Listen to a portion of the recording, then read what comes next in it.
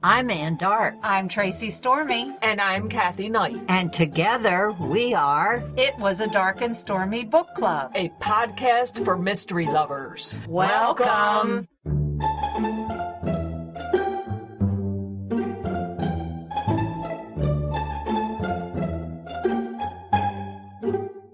If you enjoy our show, please consider contributing to the Dark and Stormy Patreon. By becoming a patron, you will help us create better and quality content. There are also benefits to becoming a patron, such as exclusive content and Dark and Stormy merchandise. Become a supporter at patreon.com/darkandstormybc. Check our website for the link. We appreciate any and all contributions. Thank you. Hello and welcome to episode 123 of Dark and Stormy Book Club. And today we visit with Paul Papa. Paul W. Papa is a full-time writer and ghostwriter who has lived in Las Vegas for more than 30 years. He developed a fascination with the area and all its wonders while working for nearly 15 years at several Las Vegas casinos. In his role as a security officer, Paul was the person who actually shut and locked the doors of the Sands Hotel and Casino for the final time. He eventually became a hotel investigator for a major strip casino, during which time he developed a love for writing stories about uncommon events. When not at his keyboard, Paul can be found talking to tourists on Fremont Street, investigating some old building, or sitting in a local diner hunting down his next story. Massimo Rossi, a Las Vegas crime noir, is the first in the Massimo Rossi mystery series. He came to Las Vegas for a bachelor party and never left. When a game of high-stakes poker turns into a boxing match, Massimo Max Rossi, the son of a Boston Rossi, a mob fixer, winds up with more than he bargained for. All eyes turn to him when the police find his opponent, a hitman from Chicago, dead. And if that isn't bad enough,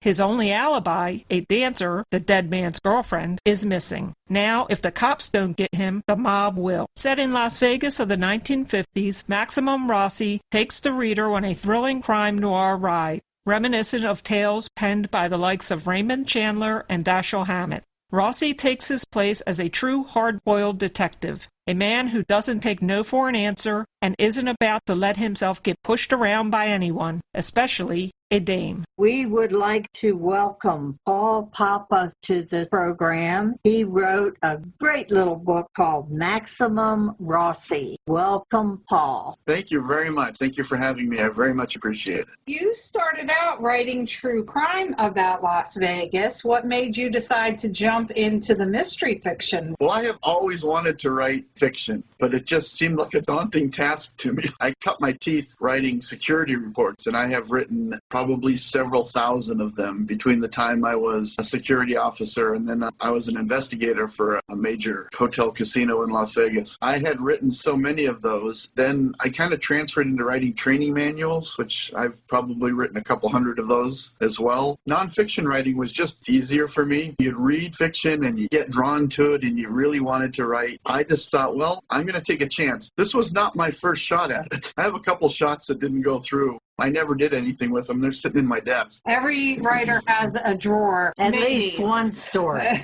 Yeah.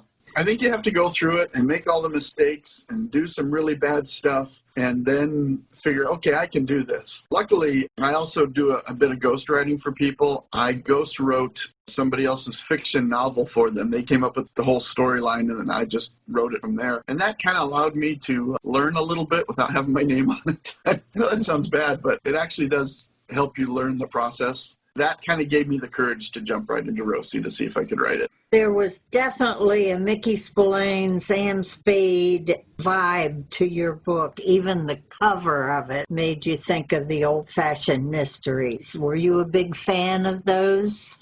Oh, very much so. And I'm so glad that you noticed the cover because I purposely wanted to make the cover look like it was one of those old paperbacks that you used to slide in your back pocket and pull out and read when you could. I grew up with Raymond Chandler and Dashiell Hammett and Mickey Spillane. Lady in the Lake was the first those type of books that I ever read. It hooked me from day one. I love noir movies. I watch them every Saturday. I read noir books. And so, yeah, I love that genre very much. You mentioned you worked as a security officer for several casinos. Were the methods of cheating in the casinos ones that were actually used? Yeah, one of my other loves is history. My nonfiction books are all obviously historical. So I wanted to put history in there because I wanted to tell you a little bit about Las Vegas. I also wanted to use the knowledge that I had about cheating. Not that I was a cheat, but being a security officer, you see all sorts of stuff. I wanted to put that in there. So not only are the methods cheating in the book correct, but also the places that are in the book that have names on them are all real. Every one of those places, some of them still exist. Some of them are there under a different name, but all of them are real. Even the menu, when he goes into the garden room at the Sands and he orders off that menu, that is something you could have ordered at that time. Wow. This book takes place in the 1950s in Las Vegas with the mob running rampant. It was actually quite violent. Can you explain why you think that so many people feel nostalgia for that period? It's strange. People just seem to love the mob, even though they're one of the most violent organizations out there. I think part of the reason that people love the nostalgia of the 50s, Vegas was really still a small town at that time. It wasn't the big metropolis that it has grown into. It was still very much a small town. Fremont Street, which is now all casinos and covered in this massive canopy, was really the downtown street. It was where the doctors were. It was where the movie theater was. It was where some of the grocery stores were. All of that is unfortunately gone now. The movie theater actually still exists. It's just a store now.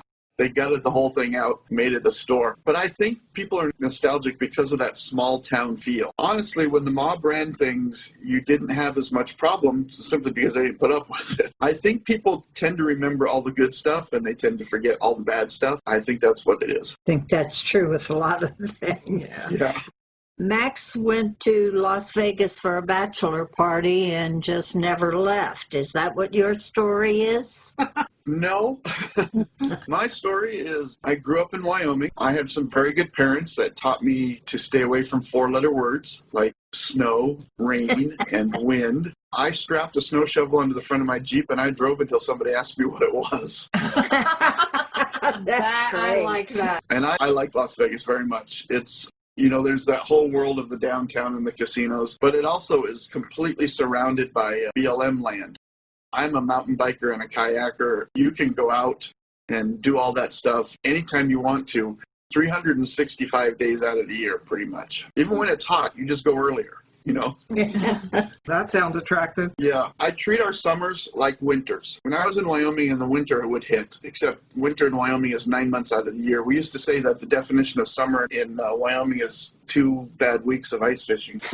So you don't go out much in the winter. And it's the same thing here. When that 100-degree temperature hits, you don't go out much. You kind of treat it like your winter. But this time you only have really 3 months of bad weather. The rest of the time, it's really just gorgeous here. Well, 2 of us are very aware of that. 2 of us here have lived in New Hampshire. Oh, okay. I'm not telling you anything you don't know. One of the things that I wanted to tell you that is a little-known fact about Las Vegas is Las Vegas isn't really a town. It hasn't really increased from its original borders that was started in 1905. And so most of the people that live in Las Vegas, including me where I live, don't live in the town of Las Vegas at all. They live in what's called unincorporated Clark County, where the Sahara Hotel is, the Sahara Street, which used to be called San Francisco Street, by the way. That's really the end of Las Vegas, the town. The rest of that entire valley is unincorporated Clark County, which is why we have a sheriff's department and not a police department here, even though it's called a police department. Learn something. There you go. Well, obviously, you know a lot about the nonfiction about Las Vegas and have written about it, and now fiction. Which is stranger, truth or fiction? Well, truth is always stranger than fiction, especially in Las Vegas. This is a town that is a little over 100 years old and has already had more history in it than a lot of other towns 3 or 4 times its age. We had a casino owner who buried his money in the desert because he was afraid people would find it. We had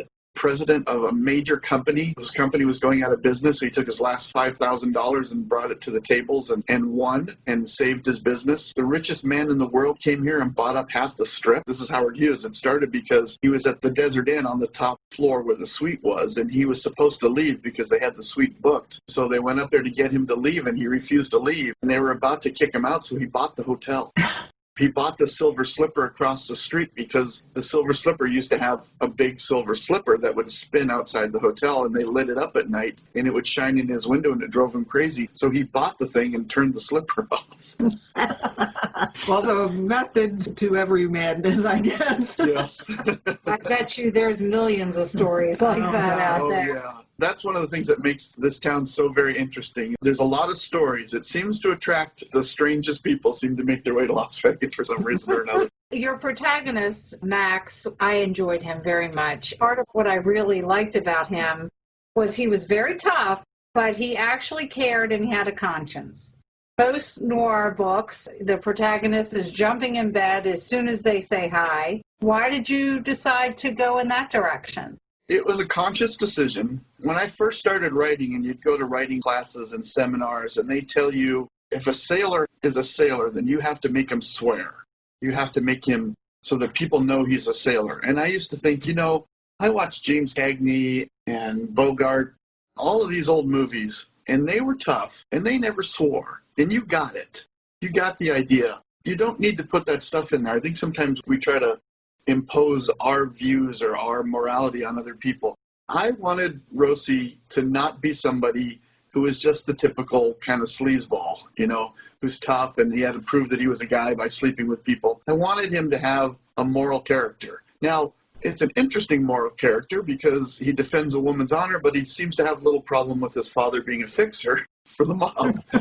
But he does have a compass that he follows. One of the things I always liked about Raymond Chandler's books is his character, Philip Marlowe, had a compass, and he always followed that compass. In this next book that I'm writing, that compass gets a little jarred, and he gets tested in the very area that you mentioned.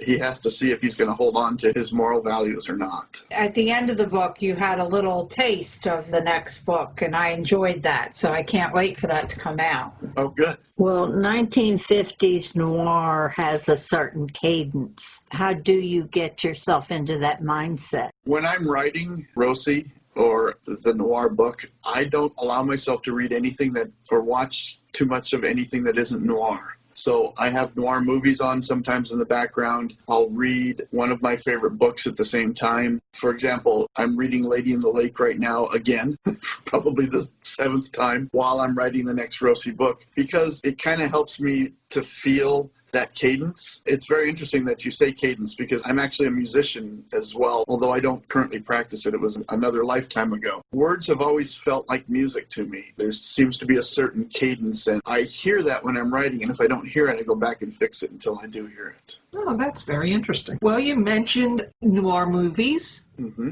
Well, 2 of our favorites are Kiss Me Deadly and Touch of Evil. What are yours? Well, you picked 2 very good ones. Kiss Me Deadly with Ralph Meeker and Gabby Rogers. Did you know that Cloris Leachman's in that movie?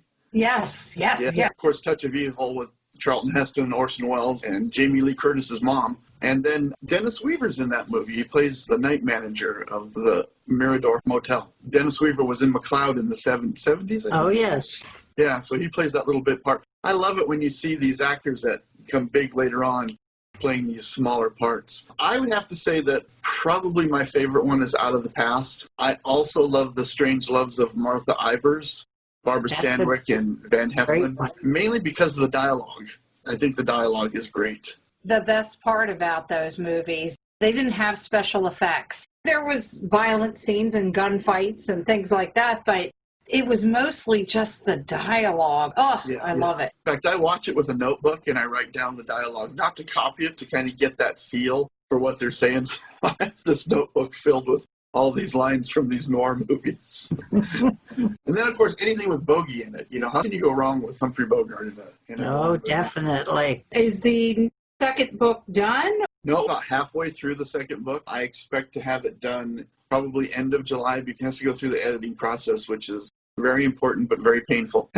And then it'll be up and running. Rossi has to go undercover. He has to try to find these people that come in and cheat in the casinos. They're called the highwaymen, and they're actually real people. I interview people who are older about Las Vegas. I do it on film when they'll let me. And I happened to stumble upon this guy who was a highwayman, and he was telling me all about what they did and how they did it. And I was just fascinated. And I thought, I'm going to use that in one of my books. It's going to be in this book, and Rossi has to go undercover. As he does that, that he gets involved with a lady and he has to try to figure out what he's going to do and whether he's going to keep the morals the way they're supposed to be or if he's going to give in to some temptations that are there before him.